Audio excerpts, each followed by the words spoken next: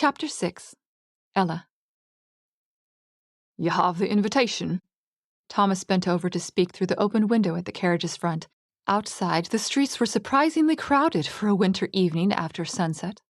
It appeared that the citizens of Hartford were hosting a celebration of their own. "Right here," she replied, holding it up. "It's fortunate that news of your daughter's marriage hasn't reached the castle." He nodded, not taking his eyes from the road ahead. Indeed. Now, remember, Miss Ella, we must leave at midnight to make it home with time to launder that dress. Not a minute later, all right? The buyer will be coming early, and it must be dry and pressed before she shows up. "I know." Ella smoothed the beautiful dark blue satin, admiring the matching elbow-length gloves on her hands. "Thank you so much, Thomas. I can't believe you had a dress that fits me, and gloves, too. What are the chances?" He shrugged. I'm a merchant. I buy lots of things for lots of people.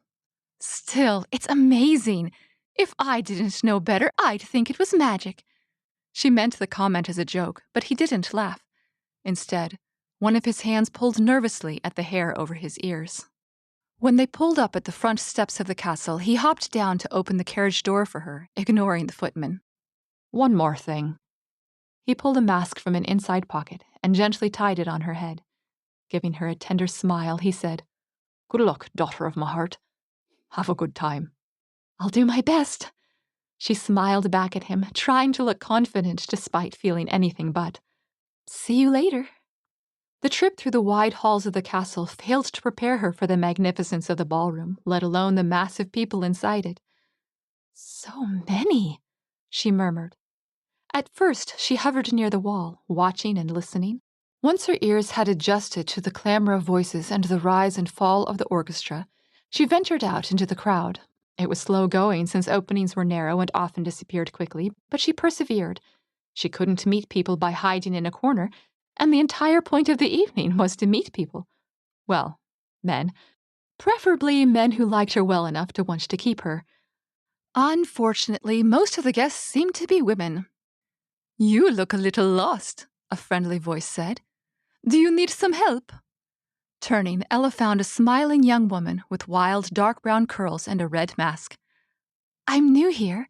She offered a small smile of her own. "It's a little overwhelming." "I know how you feel. I remember the shock of my first ball, and it wasn't as crowded as this one." Ella folded her hands in front of her waist. "This isn't your first? You must be a member of the nobility, then." "Something like that." The young woman smiled mysteriously. "Are you from Hartford?" "No, a few hours southwest of here." Peering curiously at her conversation partner, Ella said, "Where are you from? Your accent doesn't sound Doric." "It isn't." The other woman held out a light brown hand. "I'm Katie, by the way." "Ella." Katie's grip was surprisingly strong. "What brings you to Hartford, Katie?" "Visiting friends. I'm helping one out tonight, but that's a long story." They chatted for a few minutes before Katie excused herself and wandered off to find her friends. Ella returned to slipping through openings in the crowd, not knowing how she intended to meet someone, but figuring that being visible was a good first step. What was he like, Cynthia? Ella froze at the sound of the familiar voice. She should have been paying more attention. Out of the whole crowd, she had let herself drift near the 3 people that she had to avoid. "So charming, Mother, you wouldn't believe it," the younger of her stepsisters gushed. "I think I made a good impression." Her stepmother purred. Yes, it looked like you did. Between the dress and her elegant hairstyle, Ella looked nothing like the beaten-down servant they had left at home. She turned away anyway, subtly checking her mask. But she didn't leave. A morbid curiosity had seized her, and she wanted to hear more of the conversation. "Why is it always Cynthia?" Diana pouted. "Aren't I pretty?" Ignoring her elder daughter, stepmother continued. "We must follow up and ensure he doesn't forget you. If we—" Ella stumbled sideways as someone plowed into her. "Oh, I'm so sorry," babbled a young woman with red hair and a yellow dress. "I might have had a bit too. Have you tried the food? It's so good." No," Ella replied, eyeing the stranger as she swayed a little on her feet. I haven't made it that far yet. Are you all right? The redhead giggled. Just dandy! Say, did you know there's a prince here? I hear he's very charming. Have you met him? No, I haven't. Me neither. He's over there somewhere. The young woman said, waving her arm vaguely toward the other side of the room. Wearing the royal colors? Can't miss him. I think I'm going to try to say hello. Want to come? No, thank you, Ella replied politely. She was tempted to offer a steadying hand, but she couldn't eavesdrop on her stepfamily from the other side of the room. I don't need to meet him. Suit yourself. Giggling, the redhead wandered off, a slight tilt to her posture. Ella refocused on the low rumble of voices behind her, seeking out the familiar ones that had been there before. You think that will work? Diana's voice was skeptical. Sounds like a fairy story to me. We won't know unless we try. Stepmother sounded dismissive. No harm done if it fails. Come, girls, let's find a drink. No harm unless it poisons him. Ella barely caught Diana's muttered words, but they made her heart skip a beat. What were they planning? Her stepfamily was moving now. It was difficult to follow them since they were forcing their own path, which closed others. Perhaps Ella should be more forceful herself. Excuse me, she said quietly. The women in front of her didn't even turn around. Excuse me, she tried, a little louder. One glanced her way and stepped to the side, allowing Ella to twist sideways and slip past. Thank you. The woman gave her a shallow nod without looking. Thankful that wide skirts had gone out of fashion 2 years ago, Ella squeezed past a few more people before finding herself boxed in by several tall, older men with their backs to her. She tried 3 times to get their attention, then gave up and worked her way around them, craning her neck to try to find her stepfamily again. If it were only a question of them getting into trouble, she might not worry about it. But that final comment of Diana's, if only the redhead hadn't distracted her. Before she could be at ease, she needed to assure herself that they weren't going to hurt anyone. Oof! Her shoulder plowed into something solid, causing her to stumble. Looking up, she discovered a tall young man holding a hand to his chest, his dark hair falling over his forehead. One corner of his mouth tugged up. Excuse me, miss. I'm so sorry, she exclaimed, covering her mouth in horror. I wasn't watching where I was going. Are you hurt? He chuckled. You weren't going very fast, and I'm a little sturdier than that. Still, I'm sorry, Ella repeated. I was trying to find someone, but that's no excuse. Who? The prince? He asked.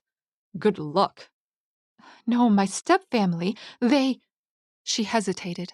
No matter how little she liked her stepmother and stepsisters, she couldn't tell a stranger what she'd overheard, not when she didn't know what was going on. Stepping to the side, he swept a hand toward the opening that his movement generated. My apologies for intruding. Please, proceed. Thank you, she replied, facing him as she squeezed through. His black mask hid the middle of his face, but his brown eyes gazed down at her through it. For a moment, she registered that his strong jaw was not unappealing, but she pulled her eyes away, reminding herself of her task. Wait. A large, warm hand enveloped hers, the heat noticeable even through her gloves. Turning back in surprise, she found him bowing over it. My name is Mike. If you are not in too much of a hurry, it would please me to dance with the most beautiful girl in the room. He was looking at her. Did he mean her? No, he couldn't possibly. Could he? You would like me to introduce you to one of my stepsisters? It was a foolish thing to say, but even without his skin in direct contact with hers, she could feel a pleasant tingle running down her arm from his hand. Also, she'd made the mistake of meeting his eyes again, and she could feel heat spreading into her cheeks as her brain turned to mush. Giving her a small smile, Mike said, You may if you wish, but may I lead you around the dance floor first? She bobbed a slight curtsy. It would be an honor, although I must warn you, this is my first ball. As it is for many others tonight, he acknowledged lightly. I have danced with many ladies this evening, but none of them have captured me with their eyes as you have. If you tread on my toes as they have done, I am certain I will not even notice, as long as you keep me under your spell." Ella giggled. My, he was an accomplished flatterer, wasn't he? The prince himself couldn't be more charming. The prince, her stepmother. Twisting her head, she rose on her toes and peered over the crowd again. She could see 3 dark heads near the refreshments. "Surely they could wait one song." Mike squeezed her hand. "I will escort you to them afterward if you wish. It might be faster."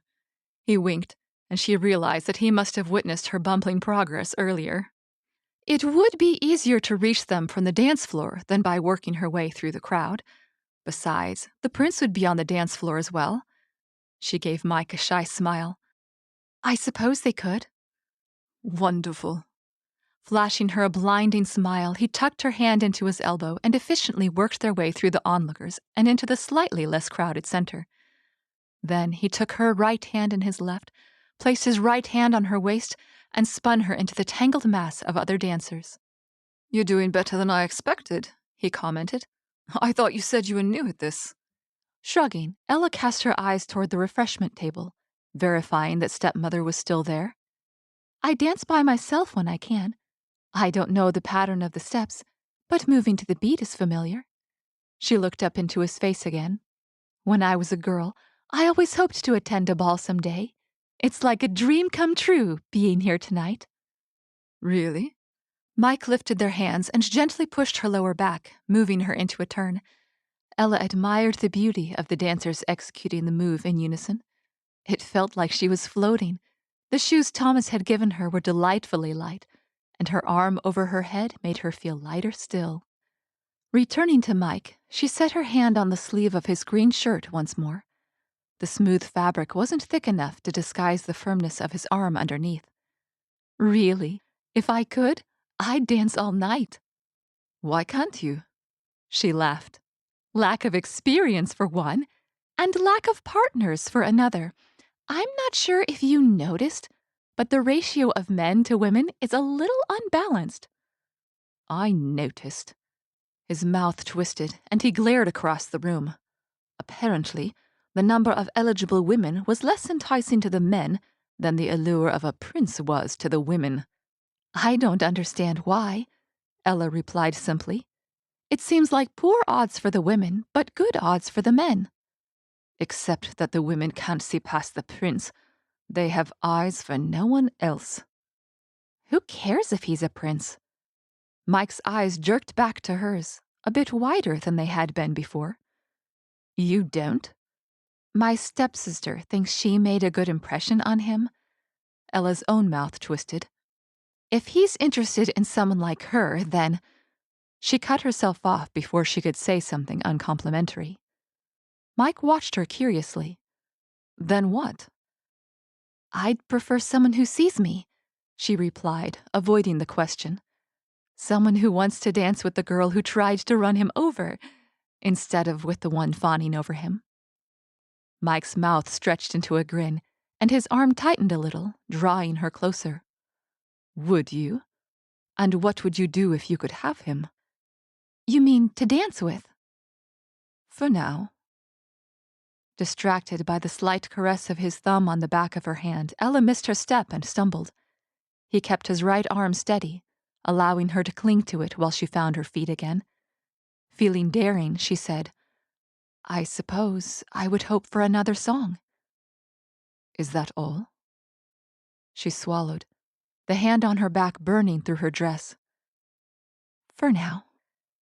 They danced in silence for a while. When Ella felt the delightful tension growing beyond what she could bear, she said, "You are too good at dancing for this to be your first time. Are you a member of the nobility?" "No," he snorted. "I'm not." She let out a breath of relief. "Good." He raised an eyebrow at her, so she explained, "Neither am I," which you knew, but it means that we're not so different. A nobleman would be a bridge too far for me. For some reason, his forehead creased. "Why? Who are you?" "A merchant's daughter." If his budding interest continued, she would find the courage to admit her true state. Until then, she preferred to avoid the embarrassment. Not so far for a noble, he mentioned casually. Nor for a prince, or you wouldn't have been invited, would you? She looked away. I suppose, but I don't have my sights set so high. No, if you don't want a prince, then what do you want? Gazing into his eyes, she answered wistfully, to be happy, to be loved. Money and titles cannot give me that. But you believe I can? One of his eyebrows rose. Ella's eyes widened, and she looked away as she realized what she had just implied. More, what she had been thinking. I didn't mean to suggest. His low chuckle and gentle squeeze of her hand cut her off. Don't worry, I was only teasing. You are not happy with your stepfamily? I never said that, she hastily said. Then you are happy with them. She hesitated, not wanting to say something unkind, but not wanting to lie. Her life had not been happy since her father died.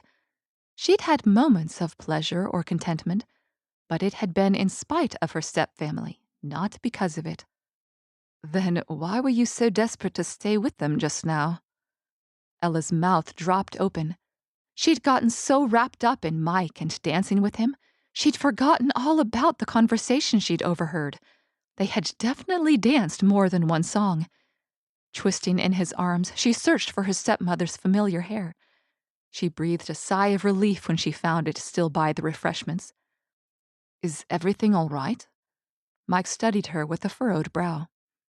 Yes, of course, Ella replied, despite the fact that she could feel her heart racing.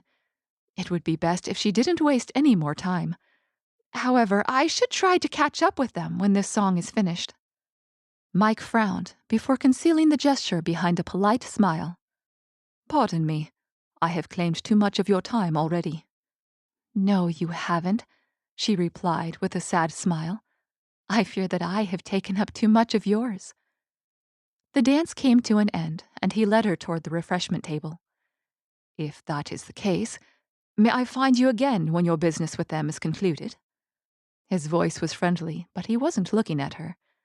My time is my own tonight, and I may spend it as I wish, but that does not give me the right to intrude upon yours. Did he truly wish to see more of her? Ella's heart fluttered at the thought. Perhaps Thomas's idea wasn't so wild after all. Of course you may. I only asked that we stop because... When she didn't finish, he looked at her and raised an eyebrow. But they had reached the edge of the dance floor, and Ella was anxious to catch up with her stepfamily. Thank you, Mike, for the dances, she said, executing a shallow curtsy. I welcome any more that you are willing to grant. Then, scurrying off before he could reply, she made her way to the last place she'd seen her stepmother, trying to put the forwardness of her statement from her mind. She didn't want Mike to think that she was desperate, but she was. He made her feel like no man ever had. In ideal circumstances, she would have given it time, but this was her one shot. No man would travel all the way to Lombardy Manor to court a servant. Carefully keeping her face averted, Ella maneuvered herself as near to her stepfamily as she dared. That was when she realized her mistake. Diana was standing with stepmother, but Cynthia was nowhere in sight.